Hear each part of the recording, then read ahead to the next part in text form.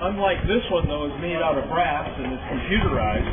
Of course, the ones we're finding from ancient times are made of stone. Sometimes just carved into the ground, and often just laid out on the side of a mountain or something like that. But we come to find out that even going to prehistoric times, man has noticed and documented using instruments like this the fact that the sun does change its position, its relative position in the sky from season to season, and that's in fact what causes seasons. Say summer, winter is the height of the sun as it rises and gets lower in the sky at noon every day, and so that's why we explain this device at midday every day that we're open. It's the only time of day that it really works, and really what it is a calendar. You can see that it's marked off with months and days on the face of it here. Two different scales, one on the left, the other on the right. And we see here this monolith here has the shade on it, basically with a lens on it. And pretty shortly there, you can see it on this side here is the sun shining through that lens. And pretty soon it'll actually be projecting an image onto the arc, the face of the arc. And what that's going to do is track across here from our left to the right, which is basically from west to east, and it basically makes that motion because it's making a similar motion in the sky. We all know that the sun rises in the east, sets in the west, and so when in midday it goes from the eastern sky to the western sky, and that lens acts like a pivot. And we're going to see the image of the sun track across the arc, the face of the arc, horizontally, if you would call it that, laterally, perhaps is a better word.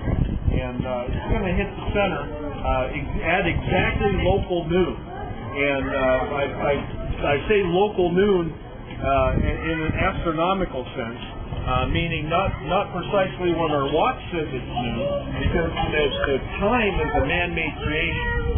What is not a man-made creation, what is astronomical in nature, we cannot change, is the fact that the sun is on this meridian at one moment in each day, and that's what we call local noon. And it depends on your longitude as well as your time zone.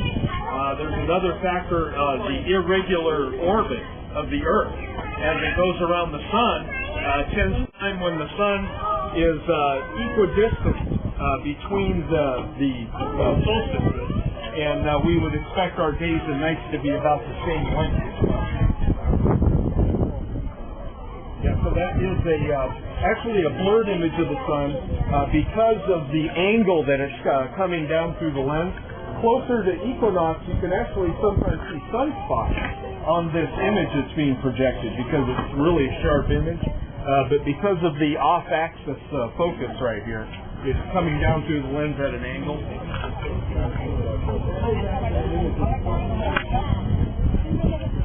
And very, very shortly here, you can see these real clear holes down through the middle.